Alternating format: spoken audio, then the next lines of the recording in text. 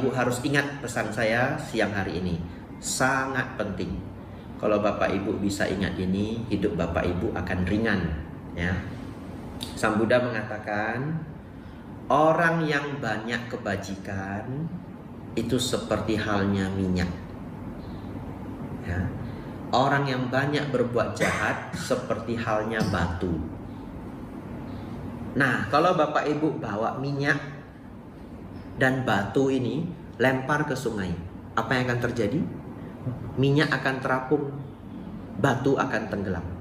Bapak Ibu Saudara, minyak kita tuang ke danau, kita tuang ke sungai, dia pasti terapung. Bapak Ibu suruh untuk tenggelam, satu kampung nyuruh untuk tenggelam, minyak itu tidak akan tenggelam. Satu kampung, satu kota menyumpahi minyak itu, kamu minyak buruk, kamu minyak jahat, kamu tenggelam saja, kamu jatuh ke neraka, minyak tetap akan terapung. Begitu ya.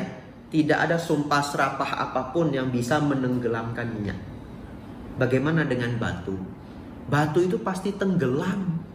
Mau dipuji seperti apapun, batu tidak akan pernah terapung. Sang Buddha mengatakan, seperti halnya lah itu. Mereka yang penuh kebaikan, penuh kebajikan, pasti setelah meninggal terapung, naik ke alam surga. Mereka yang senang berbuat jahat secara alamiahnya jatuh ke alam rendah. Tidak ada doa atau sumpah apapun yang bisa mengubah hal itu. Ingat ya. Jadi Bapak Ibu tidak perlu khawatir, berarti nanti saya sudah meninggal nggak ada yang doakan. Nggak usah khawatir.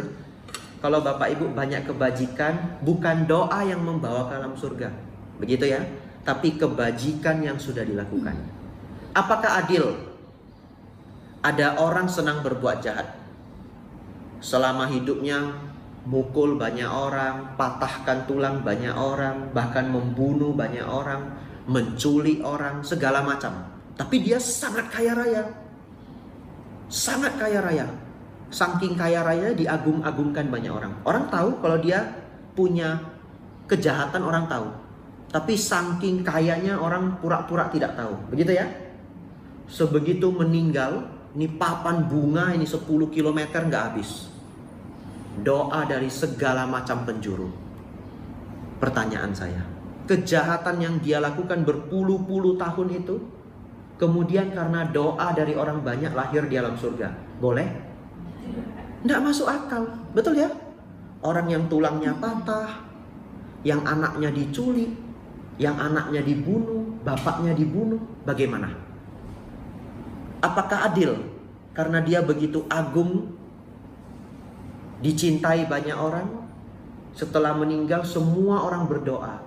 Kemudian karena doa itu dia naik ke alam surga. Secara hukum Kamawipaka tidak akan pernah bisa. Begitu ya. Orang yang banyak berbuat jahat dipuji sebanyak apapun, didoakan sebanyak apapun, seperti halnya batu, secara alamiahnya jatuh ke tempat yang lebih rendah. Pesan ini untuk apa saya sampaikan? Kalau Bapak Ibu ingat pesan saya, seumur hidup kalau Bapak Ibu orang baik tidak perlu takut disumpahi orang. Begitu ya. Kita baik kok, kita tidak bohong, niat kita baik. Kamu ya jahat, kamu tak sumpahin bangkrut.